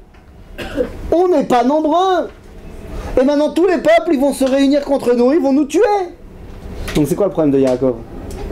C'est un problème de stratégie militaire. Il dit, c'est pas intelligent ce que vous avez fait. C'est pas intelligent, on va se faire tuer avec vos bêtises. Donc puisque le problème de Yaakov c'est un problème de stratégie militaire, qu'est-ce qu'ils doivent répondre, Shimon et Lévi? Une réponse stratégique. Mais non, t'en fais pas, on est plus fort, on va gagner. Seulement qu'est-ce qu'ils répondent? Vous vous rappelez du cours qu'on a fait sur Hanouka? Ouais. Pourquoi on est sorti en guerre pour Hanouka? C'est quoi qui nous a poussé à sortir en guerre au final? Qu'est-ce qu'on a dit? Quoi? Le droit de cuissage. Le fait qu'on viole toutes les femmes d'Israël. Vous vous rappelez ou vous vous rappelez pas? D'accord? Ça lui faisait quelque chose, mais il disait bon, on va gérer ça entre nous. Seulement les frères, regarde ce qu'ils disent. Alors que Yaakov dit vous avez fait un peu n'importe quoi parce que maintenant on va se faire tuer. Les frères répondent, regarde, va yomru. Qu'est-ce qu'ils disent?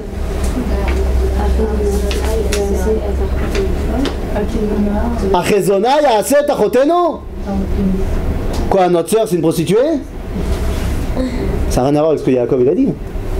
D'accord, mais c'est ça la réponse. La réponse de Shimon et Lévi, c'est ça va pas? Mais t'as vu ce qu'ils ont fait à ma sœur? Et ça, c'est une bonne réponse. Parce que c'est pas une question de stratégie militaire. On vient de porter atteinte à l'essence même du peuple juif. Donc les mecs sont sortis en freestyle. Ils ont raison eux ou Yaakov a raison? Yaakov a dit c'est pas bien ce que vous avez fait parce que maintenant on risque de se faire tuer. Maintenant, si tu sais pas qui a raison, on n'a qu'à demander à Dieu. Regarde ce qu'il dit Dieu juste après. Regardez ce qu'il dit Dieu juste après. Non, au verset Hey. Allez au verset Hey, 2 secondes. Vaïsaou, finalement ils sont partis. Vaï chitat Elohim aleharim asher svivotehem velo radfu acharei bnei Yaakov. Finalement, tout le monde a flippé devant les enfants de Yaakov et personne n'est venu leur faire du mal. Donc qui a eu raison? Les fils. Béhémet. Parce qu'à ce moment-là, Yaakov est sur le point de devenir véritablement Israël.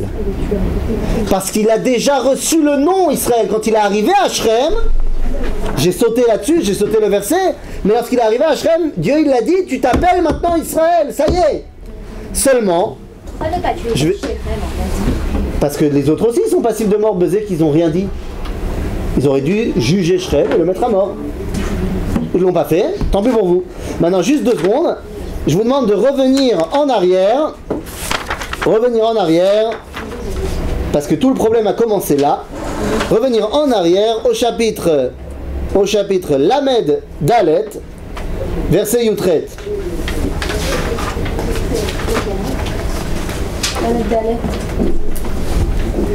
On l'avait lu, on a dit Vayavo Yaakov Shalem Ir Shrem. Il est arrivé à Shrem, Asher Be'eretz Kenaan, Bevo Mipadan Aram, au chapitre Lamed Gimel, verset Yutret. Je ne sais pas où c'est, ça dépend des livres. Yaakov est arrivé à Shrem, Vayichan et Pene Aïr. Il s'est installé en face de la ville. Vayikan et Relkat Asadeh Asher Nata Sham Aolo, Miyad Benechama Avishrem Be'Maaksita. Il a acheté l'endroit où il s'est posé. Vayatsev Sham Mizbeach, Vayikra Lo El Elohe Israël. À ce moment-là, Dieu il l'appelle Israël. Oh, maintenant, t'en fais pas. Il va le refaire après l'histoire. Après l'histoire, ça va être plus officiel. Donc maintenant, revenez au chapitre Lamed Dalet. À la fin de l'histoire, quand Yaakov et Shimon et Lévi ils ont fait ce qu'ils ont fait, va Yomer Pasuk Lamed Lamed He Pasuk Aleph, va Yomer Elohim El Yaakov, Kum Ale Betel Veshev Sham, Ve'aseh Sham Mizbeach La'el Anire Elecha, Ve'yevarechacha Mipnei Esav Achicha. Bevorchacha Mipnei Esav Achicha. Il dit va à Bethel. Yaakov il arrive à Bethel, et lorsqu'il arrive à Bethel, qu'est-ce qu'il lui dit? Iné, prenez maintenant le verset Vav. Vayavo Yaakov Luza. Vous l'avez? Asher Be'eretz Kenaan hi Bethel, ou vechol ha'am asher imo. Il est arrivé à Bethel. Vayiven sham mizbeach, vayikra lamakom el Bethel, ki sham nigleu elav Elohim bevorcho mipnei achim. Et à ce moment-là, qu'est-ce qu'il lui dit Dieu? Vayomer lo Elohim, verset Yud. Suivez avec moi, verset Yud. Vayomer lo Elohim, Shimcha Yaakov lo yikare Shimcha od Yaakov, ki im Israël yeh shemecha. Vayikra et shemo Israël.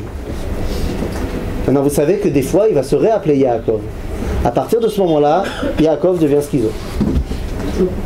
Des fois, il est Israël. Des fois, il est Yaakov. Quand et quand? Israël, c'est quand il représente la dimension nationale du peuple juif dans l'histoire. Yaakov, c'est quand il représente la dimension de l'exil, la dimension faible du peuple juif dans l'histoire. Donc on saura maintenant dans la Torah, dès qu'il y a marqué Israël, c'est qu'on parle de la grandeur du peuple juif. Dès qu'il y a marqué Yaakov, on parle d'une dimension moindre du peuple juif. Comment c'est qu'on dit béni Israël alors Parce qu'on est bien.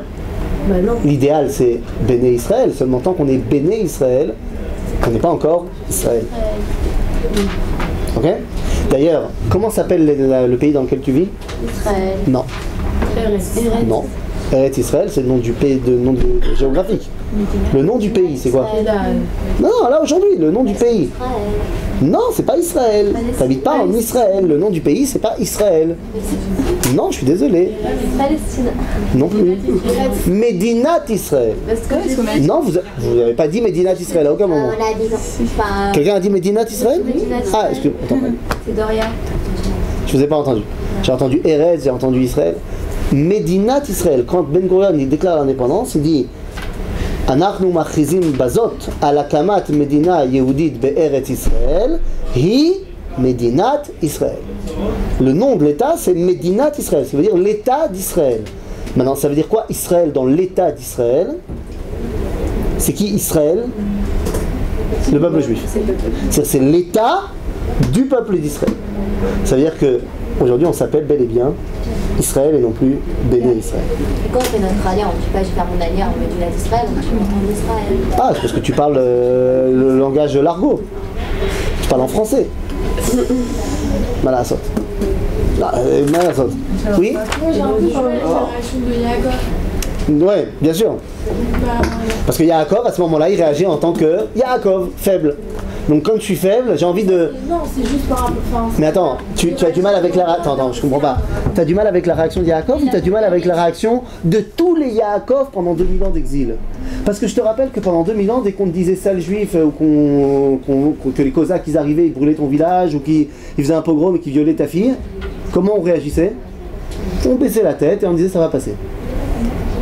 Parce que qu'est-ce que tu veux faire quand tu es soumis en exil? Tu dis ça va passer, Bezrat Hashem. Donc si tu veux, Yaakov il réagit en tant que Yaakov. Les fils, ils veulent réagir en tant qu'Israël. Ici, si on vient en fait quelque chose, t'as Tzahal qui rentre dans le village et qui va les éclater, y a pas de problème. C'est ça? Mais en vrai, le mérite, il appartient au fils de Yaakov, pas Yaakov. Le quoi? Le mérite. D'accord. C'est pour ça que les fils de Yaakov, bah, sauf ils ont sauvé l'honneur d'Israël. Mais ils se sont énervés, il n'y a pas une histoire. D'accord, ils étaient, il fallait pas leur parler à ce moment-là. Non mais Yaakov, à un moment donné, je sais pas, il a pas... Dans leurs brachot, dans les brachot, lorsque Yaakov, il va donner les brachot dans la parasha de Vayechi, eh bien il donnera une bracha très spéciale à Shimon Vélévi. Il dira, à cause de ce que vous avez fait, j'ai compris que vous laisser ensemble, c'est chaud. Parce que quand vous êtes ensemble, vous pouvez partir en cacahuète, on ne peut plus vous arrêter. Maintenant, je ne dis pas que ce que vous représentez, il faut le bannir, au contraire. Afitsem, achalkem be Yaakov, afitsem be Israël. Je vais vous séparer et vous balancer dans tout le peuple juif. Comme ça, vous serez plus réunis à un endroit, mais vous serez un peu partout. Donc vous balancerez un petit peu vos idées un peu partout. Ok? Ouais, ils se sont mariés avec qui? Avec des filles. Dans les parachas, ça se dit Hein? Elles sortent d'où les filles? Dans les parachas, ça se dit d'histoire en histoire. Quoi? On est passé de Yaakov et Esav. Maintenant il rentre en Israël, il fait face à Shrem. Nachon. Et c'est la fin de la paracha, les amis. Parce qu'à la fin de la paracha, bah, finalement, il lui manque un fils. Binyamin va naître. Binyamin va naître, mais ça va être également la mort de Rachel. À ce moment-là, le peuple d'Israël est lancé et il n'y a plus rien qui peut nous arrêter. Et c'est pour ça que Yaakov, il pense que maintenant il peut s'installer. Ça va être ça tout le problème. Parce que tu crois que ça c'est du Disney. La fin de la paracha c'est du Disney, c'est le grand problème de Disney. T'as vu un film pendant 1h30, t'as kiffé. À la fin du film, il y a quoi? Ils se marièrent et ils ont beaucoup d'enfants. Et tu sais pas ce qui se passe après. Ils t'ont pas raconté les disputes, ils t'ont pas raconté le crédit immobilier, ils t'ont pas raconté rien. Tout va bien. Genre la fin de l'histoire, quand en fait ça devrait commencer. Et c'est ça tout le problème. Maintenant que Yaakov est devenu le peuple d'Israël, lui il a voulu s'arrêter, alors que c'est maintenant qu'il aurait dû commencer. Et c'est pour ça que la paracha de la semaine prochaine font commencer tous les problèmes de Yosef et de ses frères. Pour vérifier encore une fois quel est notre rôle. Après Oui. Shrem, il est retourné chez ses parents ou pas? Il passe un petit coup dire bonjour et ensuite il va s'installer. Mais à côté de chez eux. Ouais, c'est jamais loin Israël. Oui. Quel âge il avait à peu près Yaakov quand il est revenu en Israël? Quand il revient en Israël, attends, je vais te dire. Je me rappelle plus. À peu près. Bon, il devait avoir dans les. Bah, si. 98, 99. Bah, peut-être que c'est bon. Enfin, c'est pas le fait qu'il soit vieux que ça me dérange, mais il a fait énormément de choses dans sa vie. Maintenant, c'est le tour de ses fils de prendre la relève, entre guillemets. Ça a l'air. Seulement, c'est encore lui qui gère pour l'instant. Moi, le fait que lui, il s'installe. Parce qu'il a décidé de continuer à gérer et de se poser. C'était pas le moment de se poser en fait. Donc lui, il pouvait pas se poser. Maintenant, les filles, oui. Pourquoi on ne mange pas le nerf sciatique si ça s'est établi Yaakov maintenant? Ah, il s'est établi, mais il a été frappé. Ouais, mais on a dit que c'était une prophétie alors. D'accord ? Parce que c'était quoi cette frappade ? C'est quoi ce moment où il a été frappé ? Eh bien, ce moment où il a été frappé, c'était le risque de nous faire perdre l'identité pour laquelle on se bat. Et donc, on n'a pas le droit de manger guide anaché. Guide anaché en français nerf sciatique, mais en hébreu, le lien qui nous empêche d'oublier. Neshia, c'est l'oubli. Et quoi, par Israël, on mange pas aussi? Ouais, on n'a pas manger guide anaché. C'est dans la... Dans le lien sciatique, dans la jambe. Je sais pas, demander. Mais en Israël, ils sont capables, les shortim, de l'enlever. Alors qu'en France, ils ne savent pas l'enlever. Et donc, toute la partie basse de la bête, on les vend au goyim. Ça nous fait perdre un argent fou. Les filles, juste avant de vous laisser...